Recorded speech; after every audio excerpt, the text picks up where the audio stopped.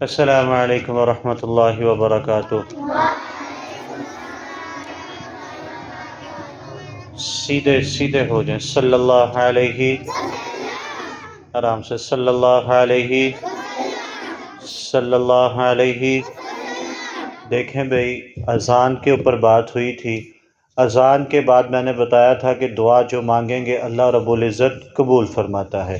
یہ اللہ کے نبی نے بھی فرمایا کہ اذان اور نماز کے دوران دعا لازمی مانگا کرو۔ اس ٹائم جو دعا مانگتا ہے فرشتے آمین بولتے ہیں اس دعا میں۔ دیکھیں بھئی، لڑکے تو مسجد میں جاتے ہیں نماز پڑھنے، لڑکیاں گھر میں پڑھتی ہیں۔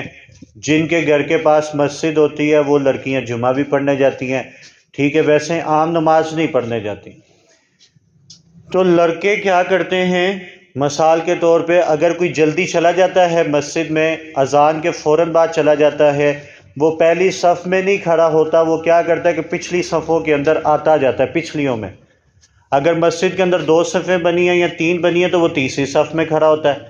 تو کوشش یہ کریں، بات دھیان سے سنیں نا بوائز، گرلز بھی سنیں، آپ اپنے بھائی کو، ابو کو بتائیں کہ جب وہ آپ جاتے ہیں مسجد میں تو کوشش یہ ہونی چاہیے کہ پہلی صف کے اندر کھڑے ہوں، پہلی صف میں۔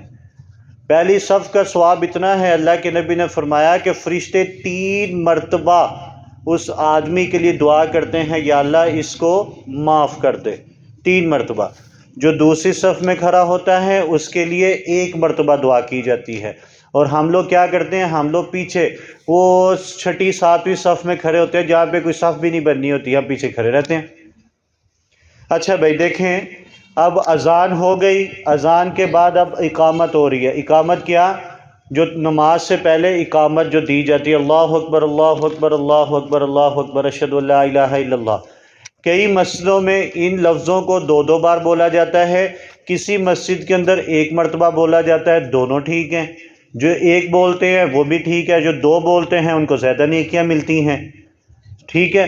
اس کے اندر آپ نے جواب، جو اذان کا جواب تھا وہی تکبیر میں دینا ہے۔ جو مولوی سے جو تکبیر دے رہا ہے، ٹھیک ہے، اسی کا جواب آپ نے، ویسے بات تھوڑی مشکل ہو رہی ہے کہ جیسے اذان کا آپ نے جواب دیا تھا اللہ اکبر، تکبیر کا بھی اسی طرح جواب دینا ہے۔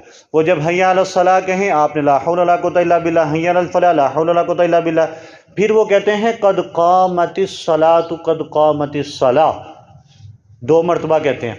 اس کو عربی میں آپ کو میں اردو میں بتاتا ہوں، اس کا مطلب ہے قد اقامہ اللہ، ٹھیک ہے۔ اس کا یہ مطلب ہے کہ اس نے سچ کہا، بالکل سچ کہا کہ بھائی نماز کھڑی ہو رہی ہے۔ تو آپ یہ الفاظ کہہ دیں، عربی اگر آپ کو نہیں یاد ہوتی تو آپ کہے جی بے شک، یہ بالکل ٹھیک ہے، کیونکہ جو وہ لفظ عربی میں بول رہا ہے اس کا مطلب یہ ہے کہ بھائی کہ یہ سچ کہہ رہا ہے، ٹھیک ہے۔ کریں گے انشاءاللہ، ٹھیک ہے، کریں گے کہ نہیں کریں گے؟ اس کے بعد نماز کا ٹائم آ جاتا ہے، نماز امام صاحب شروع کرتے ہیں، کیا کرتے ہیں؟ اللہ اکبر۔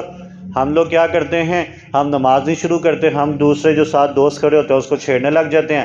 مولوی صاحب جب تک رکوع میں نہیں جاتے ہم ایک دوسرے کو چھیڑ رہے ہوتے ہیں۔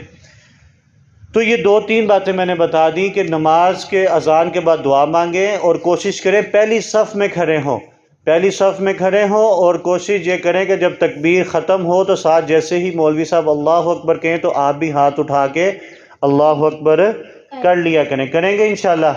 کل سے، اگر کل زندگی رہی، اگر میں زندہ رہا تو کل سے بات شروع کریں گے نماز کے اوپر، کہ نماز کیا ہے، نماز کیا کرتی ہے، کیا نہیں کرے گی انشاءاللہ، ٹھیک ہے جی؟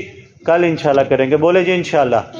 الحمدللہ رب العالمین والعاقبۃ للمتقین والصلاۃ والسلام علی سید الانبیاء والمرسلین۔ جتنی بات سنی اللہ عمل کے ذمہ رہنے کی توفیق عطا فرمائے۔ اللہ ہم سب کو 5 وقت کا نمازی بنا دے۔ اللہ الفجر کو دن دگنی رات چگنی ترقی نصیب فرمائے۔ حاسدین کے حسد سے اللہ الفجر کو محفوظ فرمائے۔ بڑے دوستوں نے دعاؤں کے لیے کہا ہے، اللہ سب کی نیک حاجات کو قبول و منظور فرمائے۔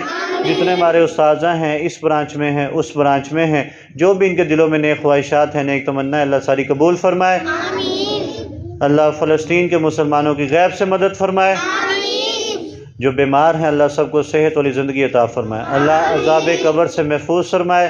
اللہ کل قیامت کے روز پل صراط سے گزرنا آسان فرمائے۔ اللہ سے دعا کریں اللہ ہمیں اتنا دے کہ ہم خوش ہو جائیں، بولیں آمین۔